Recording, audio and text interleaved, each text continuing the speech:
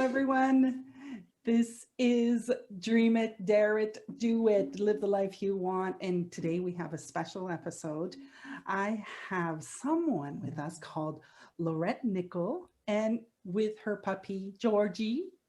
Yes. Hi, Laurette. The How best. are you? Hi, Jasmine. Thank you so much for having us on. I so appreciate you making time for the both of us. Oh, thank you for accepting the offer. I was so happy. So everybody who's listening, you guys have to understand what happened here. I get these messages from the dodo. If you don't know what the dodo is, just go online. It's the dodo. And I received this message and I see this woman who's like talking about a dog, and like I don't have sound automatically, but I go and put the sound and I start hearing the story. So Georgia was at the neighbors and she basically said, no, I don't want to be here. I want to be with Laurette. Yeah, that's right. So the neighbor, Georgia, was an Arizona street dog, and through a couple of friends, basically, he ended up with Georgia because he had the room, and he had her for about 9 months, but she slept outside. She didn't go in the house. And at one point, he told me that Georgia was heading to the shelter, and I begged him, please don't bring her to the shelter. At the time, my 13-year-old dog, Uno, who was, one of the biggest loves of my life, was dying, and I knew he was getting ready to pass. And so it wasn't going to be fair to bring a 9-month-old puppy into his home when he wasn't feeling well. So the neighbor reluctantly agreed, and Uno passed. And a month to the day that Uno passed away, Georgia snuck her way under our fence, and we just had a small rabbit hole that she pushed her way under. And I let her stay for about an hour because, I just loved her so much. And then I put her back in the yard. By the time I got back to my yard, she had met me at my house again. And so I brought her in the house, and she just, she laid down, and I was working, I was sending some emails, and I thought, okay, I got to return her again. So I brought her back down the street, put her in her gate. And by the time I got back to the top of my house, she was waiting for me again. And I thought, well, we have coyotes out here and we have bobcats. And so if she was going to keep, pushing her way out or escaping, I felt really responsible for her safety. So I kept her overnight, but I had written a note because I didn't have my neighbor's number at the time. So I had written a note, stapled it on the inside of his gate. And at 3 p.m. the next day, I got a call from my neighbor saying, hey, is Georgia there? And I said, yeah, she's here. She's been here since 7 a.m. yesterday. And he's like, okay. And I thought, this is your chance. Like, you have to ask right now. And I said, I really love this dog. May I keep her? And he's like, yep, no problem. That quick. He didn't even hesitate. He didn't think about it. It was like, yep. And he goes, good. I'm glad it worked out. Click, and hung up. And I thought, oh God, I have to tell Kurt what I just did. And so Kurt's my husband. And I called Kurt, who was at work, and he's like, yeah, okay, sweetheart. Like, I didn't see this coming. I'll see you in Georgia. And yeah, like he didn't see that coming. Yeah, I'm sure. Totally. Yeah, totally. He knew. She's gorgeous. He knew. I love her. Yeah. So yeah. So in the story, you basically you explain that you were battling ovarian cancer at the time. Right. Yes. So at the age of 34, I was diagnosed with ovarian cancer, and it was such a rare form of cancer that my doctors had never seen it before. So they had to send what my ovary had actually grown into the size of was 17 centimeters by 31. So it was it was significant. Mm-hmm. What they ended up doing was sending it to Harvard, and there was a bunch of researchers that came to the conclusion it was squamous cell, which is a type of skin cancer that grew in the ovary. So they not ever seeing it before, yay me. Yeah. They God. So they that was after the surgery. They put me on 3 rounds of chemo. Then I had 25 rounds of radiation, and had a little bit of time to recover from that, and then had 3 more rounds of chemo. So lost all my hair.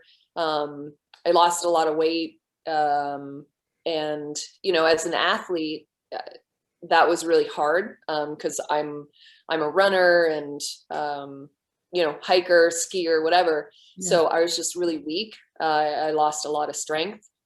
But this girl, yeah, she came through right when I was recovering from all those treatments, and yeah, just really helped me to recover. So it was like she knew that I needed her more than I knew at the time that I needed her, but it's become very, very clear why she came into my life when she did. It was to help me recover. Mm. When I turned 40, I had, my stomach was really big and really hard. And I was wondering, why is that? Maybe I'll go see the doctor, and I went to Right. see the doctor, and they right away sent me for enema and what's the word I'm looking for? The thing they check in your stomach there with the With the camera? yeah, how they test, they look for babies, when they look for babies, what's Oh, that? the ultrasound. Yeah, they did The an ultrasound. thank you. They did an Right, right. ultrasound, and Yeah. then they saw all the liquid and all of that, and they started all panicking, and I was just like, my stomach is hard, like, what are you talking about, and basically now the doctor was calling me at home. I don't know if that's how it works in the States, but here in Canada, when the doctor calls, you kind of go, hello, doctor? Like, the doctor never calls you. So now the doctor's calling me. Oh, really? What's going on? Why are you calling me? He's like, I need you to be in a gynecologist as soon as possible. And he was like panicking. Well, it turns out my ovaries, one of my ovaries was an orange, and the other one was a grapefruit. Oh, And man. and the liquid was basically caused by the tumors that I had. And and so I was just like, I was like you, basically having to deal with what am I gonna die? Right. So it's like dealing with the all of a sudden, like, off camera, you told me, it was like, there's this line, I'm born, I'm dead. I'm like, which am I closest to, right? Yeah, the lifeline, and the lifeline that that I was mentioning to you was, this is where you're born, this is where you pass. And so for me, I felt like maybe I was here and I was expecting to be here. So when you're looking at your mortality, it's terrifying. Yeah, definitely. I had they operated on me.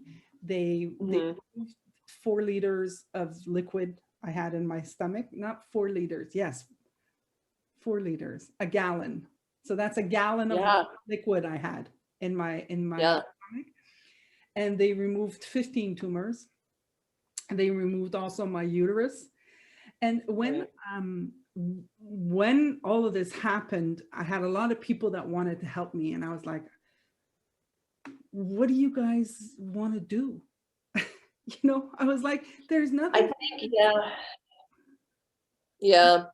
And there was nothing really for you to do either, except for go through, the surgery and the treatments. I think one of the hardest, I'm a really stubborn human being. And so I'm the first one to be like, no, I got this. I got this. I can handle this. I can do this. And I think for me, one of the biggest lessons I learned was to actually ask for help, because so many people, the same with you, were saying, what can I do? How can I help? And in the beginning, I'm like, God, I don't know.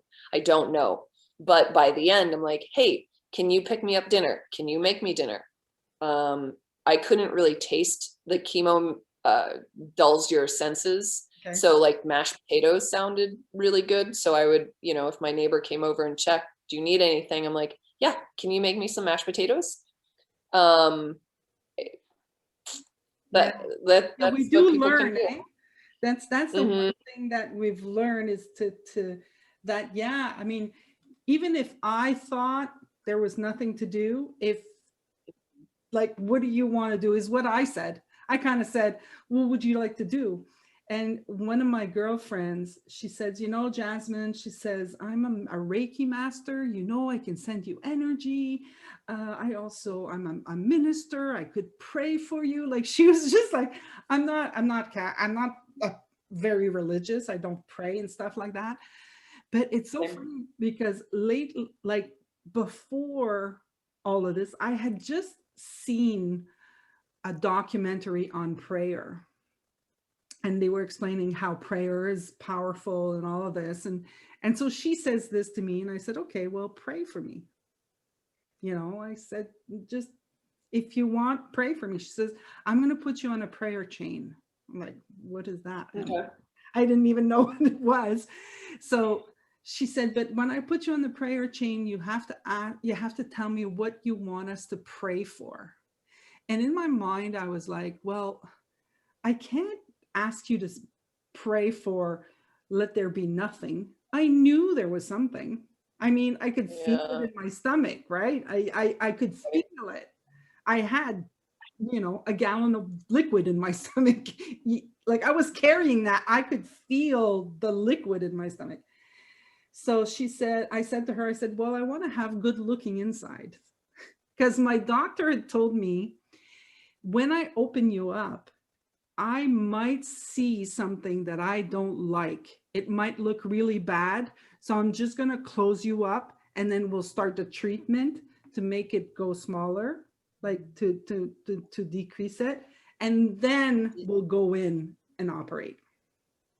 What was the treatment? Did you go through chemo or radiation? I didn't go through anything because I asked everybody to put me on a prayer chain. And I had people calling me from all over the place. I just received an email. You're on a prayer chain? What is this? What's going on? Like, and I was like, people were praying for me from all over the place.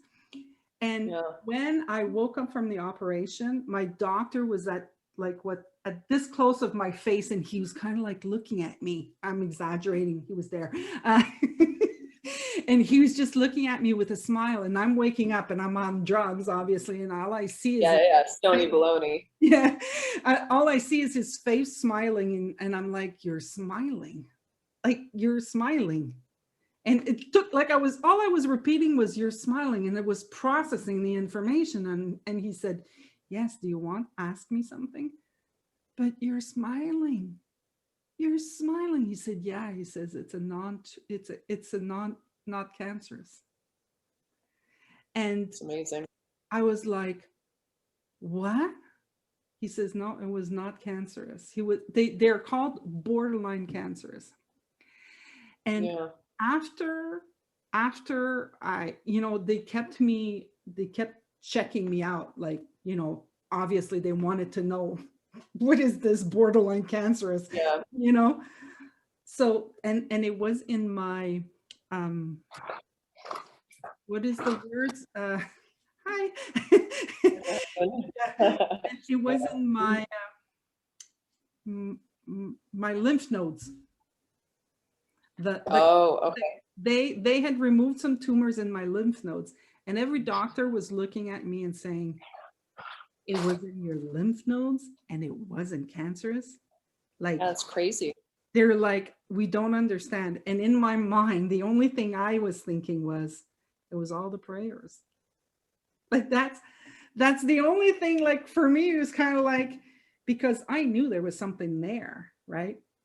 But like what I learned in that moment was I don't have to believe, you know, somebody else can, what they believe, it can be true too. It's not because I don't believe that it's not true. Yeah. Yeah, for sure. And I have a lot of friends. I'm not religious, but I have a lot of friends that are, and are deeply religious, and I support them 100%. And they're not wrong, and I'm not wrong. I wish a lot of people could have that type of mentality and just, we're all trying to survive, right? Like, this life is challenging, and some days are so much harder than others. And I don't know why there's some folks that try to make it even harder on others. And so, I could be wrong or I could be right, but my whole goal in life is just to be a kind, thoughtful, freaking ray of sunshine. That's what I want to be. And I want to drink wine, and I want to get dogs adopted, and I want to save as many lives as I can. And that's my goal. And who am I to tell anyone what they should or shouldn't believe? That's not my place. So, what do you think is the biggest thing that you've learned throughout the journey of going through ovarian cancer and kicking the ass out of it? Kicking its ass. The biggest lesson for me after this whole cancer experience is not sweating the small stuff. And I'm from the East Coast. I'm from Merrimack, New Hampshire. And so East Coast blood runs hot. When we get in when we get in a car and get behind the wheel, we just road rage immediately. And I don't know why that happens, but I have realized that getting upset with someone who's doing something that has nothing to do with me, they just made a mistake, me freaking out is stupid, and it's only causing me stress, not them. So it's trying to apply stuff like that. And like deadlines, I always get stuff done, and the things that I used to worry about never really came to fruition. So when you start thinking about a situation and your mind automatically goes to the consequences or the worst case scenario, that, maybe we were trying to prepare ourselves for the worst case scenario, but it almost never happens. It almost never comes through. So why worry about it? You're creating this problem that isn't actually there. So for me, that's stopping my creation of those problems up here and getting on the hamster wheel and worrying about something that hasn't happened. Yeah. So worry. What is it? What's the quote I read? Worry, makes us think that it's useful, but really it's just like a pain in our asses, man. It's not, it just has no real good purpose. If we could just bring ourselves back to the moment and look at what's going on now, right now. I just think of the beginning of the pandemic, it's like, oh my God, I'm going to lose my income. What's it like? I was like, okay, but right now, can I pay my bills? Yeah. Okay. So that's it. Mm-hmm. I could have stressed my brains out about it, back in March last year. And you know what? It's over a year, and I was able to pay my bills. Mm-hmm. So it's like sometimes I'm just like, no need to worry. Just look at what's going on right now and see what you can do. Yeah, and that's what I'm trying to do. I'm trying to worry less, because the stressing and the worrying doesn't serve me, and stress does so many bad things to a body anyway. So just trying to minimize the stress. Do you think, like, have you ever thought about, and I don't even know if this is true, I'm just asking, have you ever thought that, like that cancer would be directly related to the amount of stress that we kept inside our bodies? I did, because my mom, who was the most lovely, sweet, ridiculous, kind-hearted, giving woman I've ever met, she was just geared for stress. And so I remember being little, and I'm like, I'm gonna give my mom a little neck rub, and my mom was as hard as a rock. And it's because she carried all of her stress up here. And I'm convinced that because of her amount of stress, she went through 3 different breast cancer battles, and the third one metastasized from breast cancer into lung cancer, and my mom passed as a non-smoker. And it was always the last 2 battles with cancer was after something extraordinarily stressful happened to her, but she didn't manage that stress. So I'm hoping that more studies come out of linking cancer with stress, and I hope that more people become aware of their bodies and what's happening. And especially, when people are driving, if they're doing this and they're like white knuckling the steering wheel, man, you gotta talk yourself down. You gotta relax. You gotta relax your jaw, and just be a little kinder to yourself. Yeah. Yeah. And then, it's going to spill over to everything else. Start with Yeah, you. for sure.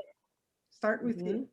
Okay. So I also know that you're an avid dog lover, just like me. Except that I only have one. How many do you have?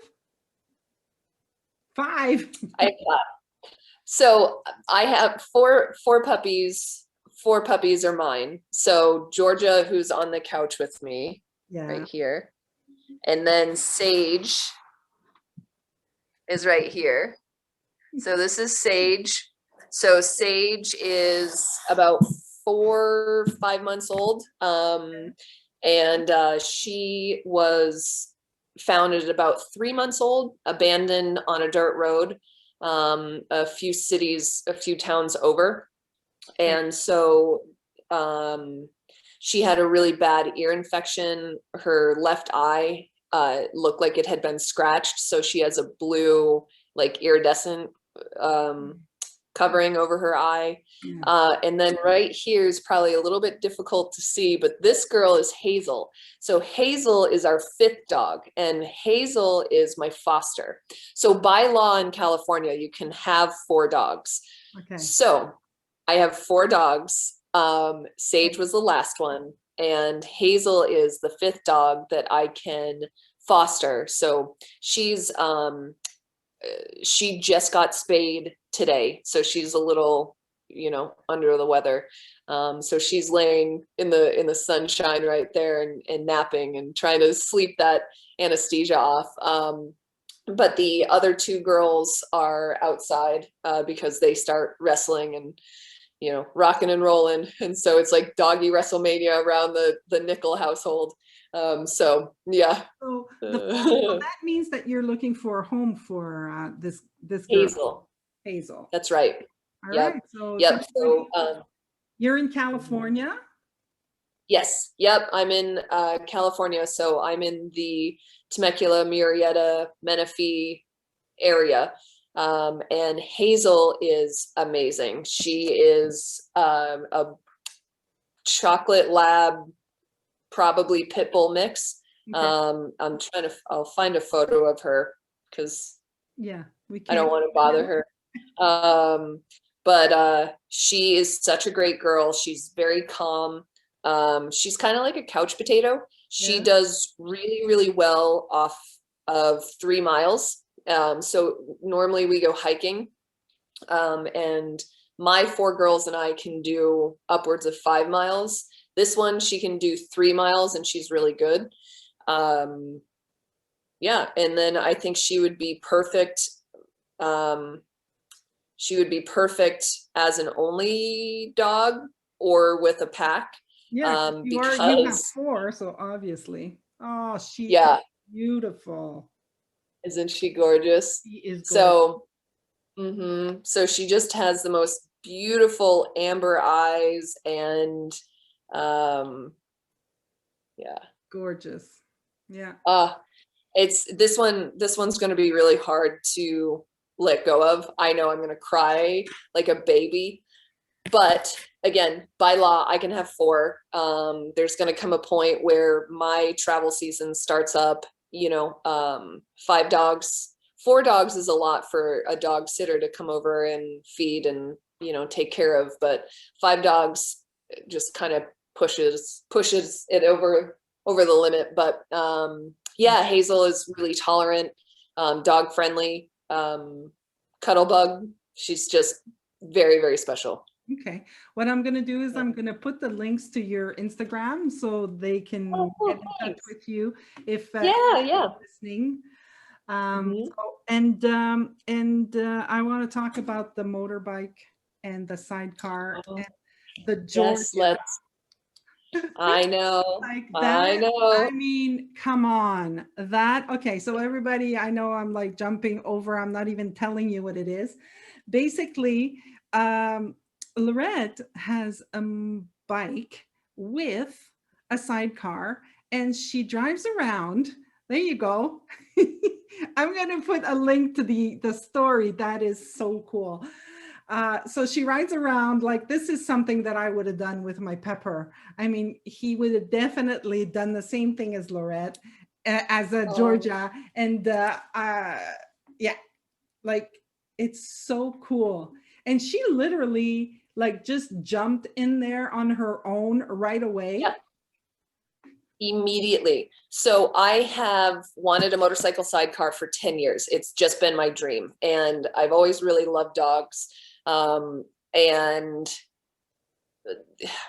so at 34, I was diagnosed. At 39, I actually was starting to feel fully recovered from the chemo and the radiation.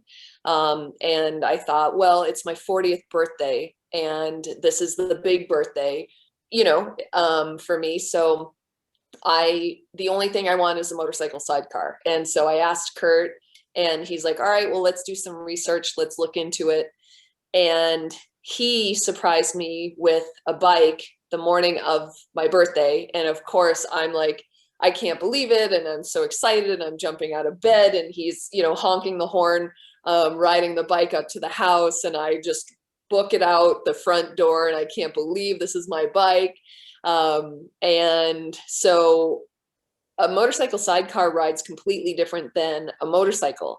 It's kind of like if you put a couch on wheels, and it handles differently. So I wanted to build up my experience before I actually took it out on the road. But when I was driving it around the driveway, Georgia jumped straight in.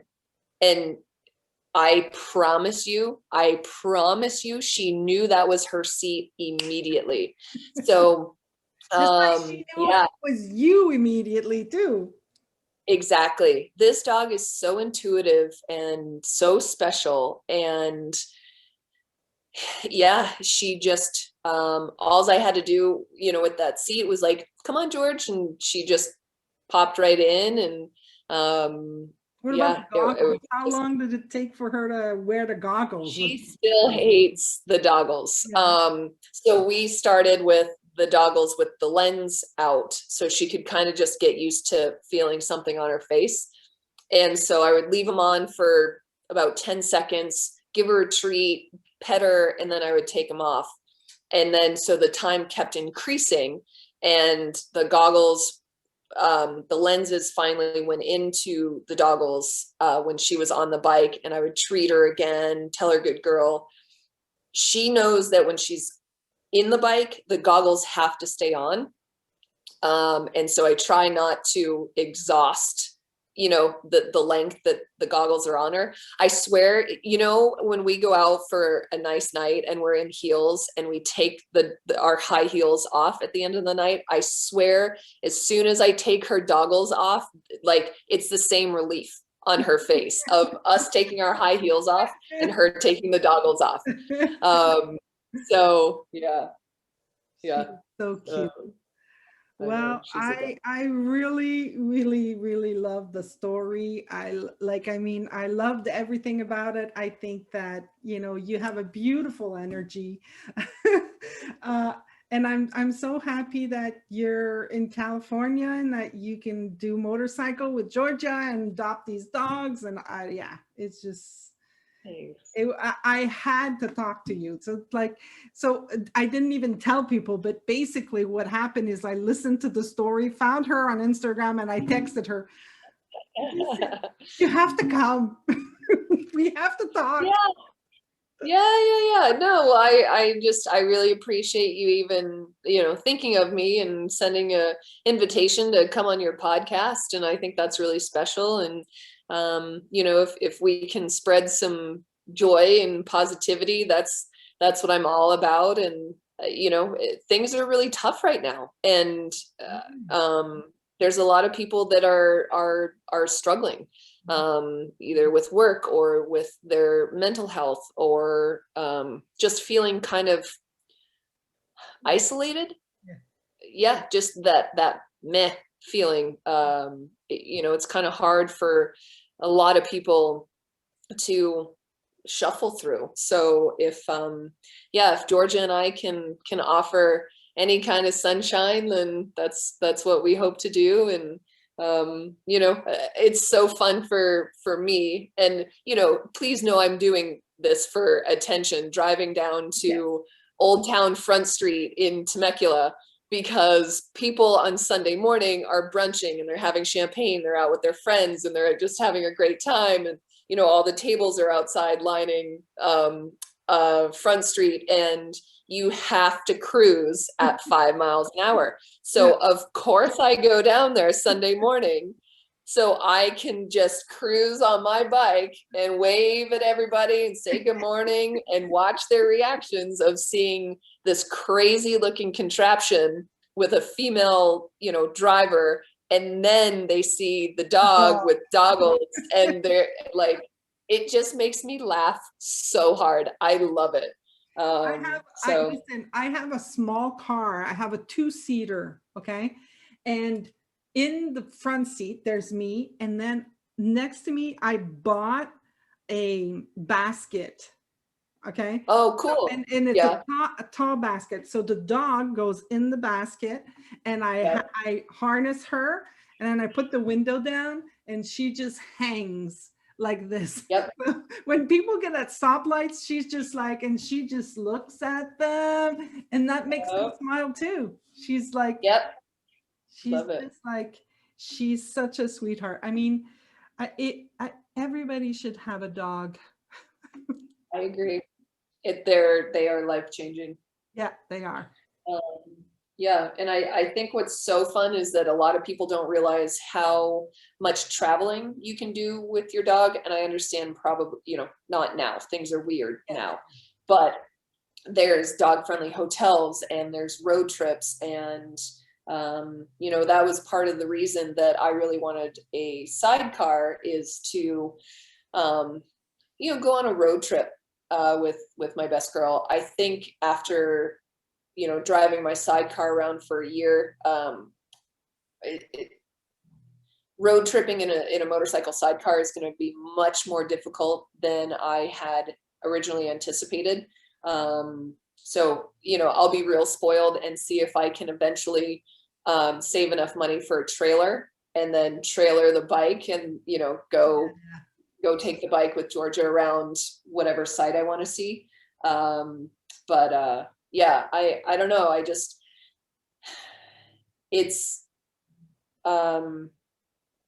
I don't think people should put timestamps on their dreams, because at 40 years old, I got my motorcycle street license. and, you know, got my motorcycle with my best girl, and, you know, completed not completed, because the journey is not over yet for Georgia and I, but I at least started one of the most important things on my list. Yeah. Yeah. Wow. All right. Well, hey, thank you so much. Thank you. Yeah, I mean, I think that, you know, my podcast is called Dream It, Dare It, Do It, Live the Life You Want. And I really see you doing that. So thank you. That it's means a really lot. cool. So thank you very much. Yeah, just don't get in your own way, basically. Like, Yeah. do the thing. Get out of your head, guys, and just stay in the moment and do what you want to do. Yep. Yes, ma'am. All righty. Thank you, everyone. Thank you, Laurette. Thank you, Georgia. Thank you, Jasmine. Bye, guys.